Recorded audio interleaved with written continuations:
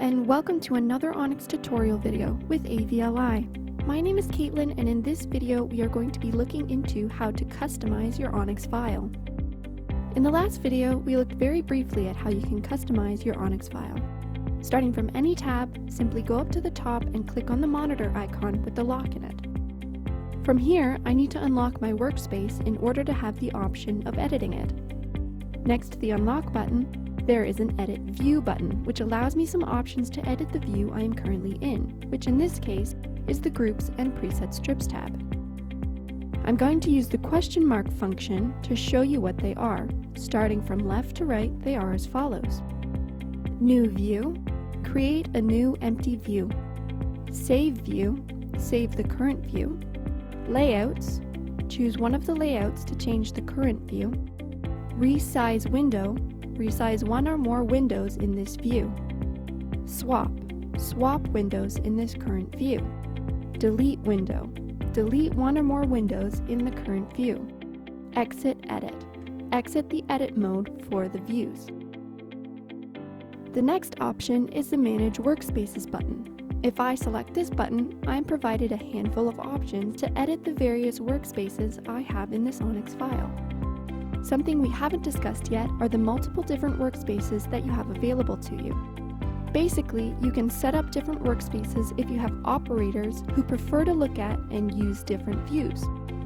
If I simply click over to the playback workspace, you can see that the bar across the top changes color, the tabs along the left-hand side change, and the playback monitor icon fills in solid.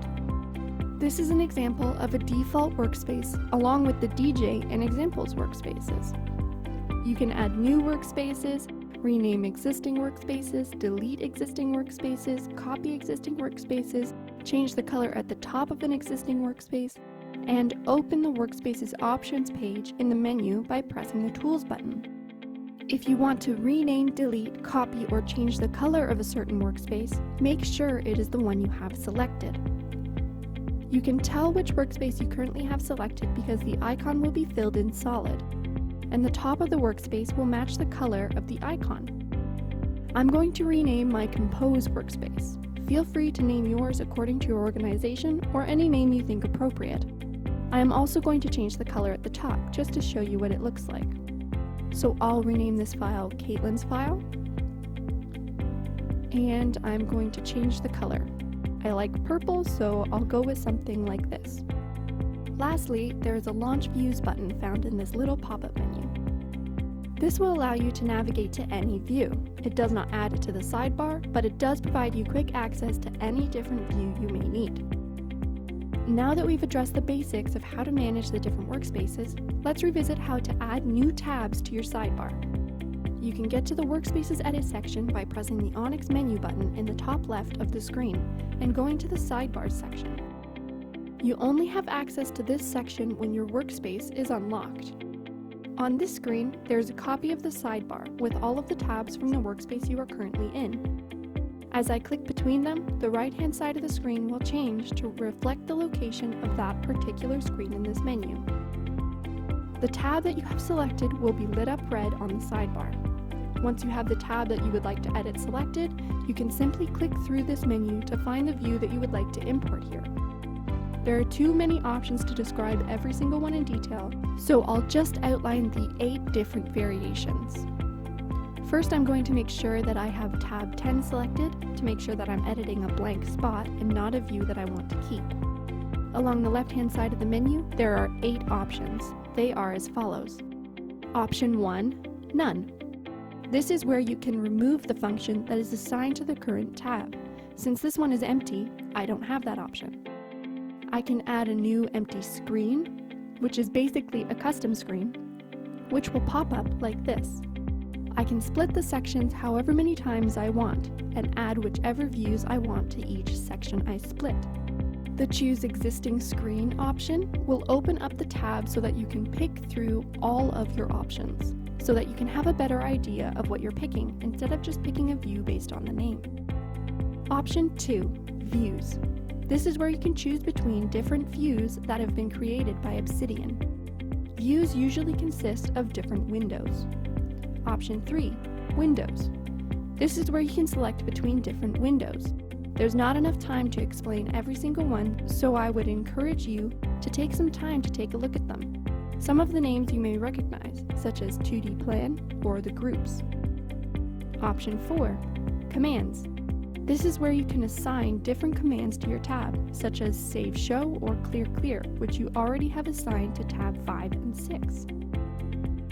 Option 5, Fixtures. You can assign a fixture to a tab, then it acts like a select and deselect for that particular fixture. Option 6, Groups. Similarly to the Fixtures option, this allows you to assign a group to the tab you have selected, for quick selection of the group you put there. Option 7, Presets. This allows you to set any of the presets you've made to your sidebar. And finally, Option 8, Banks. This allows you to set a bank to your sidebar. When you have it selected, it will light up red. This can provide a quick and easy way to switch between different banks. Now that we know how to add new tabs to our sidebar, I'm going to make some suggestions that you may find useful. First, I'm going to double check that I have tab 10 selected, and then using option 1 and pressing the Choose Existing Screen option, I'm going to navigate to the Views tab and select the Queue List Active page. This page provides you options for editing selected queue lists and shows you which queue lists are active. The next page I am going to suggest is the Playback Buttons tab, which can be found under option 3, Windows under the Playback tab, or you can continue to use option 1 like I have. This is an alternative place that you can save queues to, if you don't want to save them to a bank along the bottom.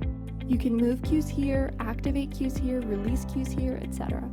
This can be a good place to organize your queues and store queues that you don't want to clog up your bank along the bottom. The third and final tab that I'm going to recommend is the Programmer tab.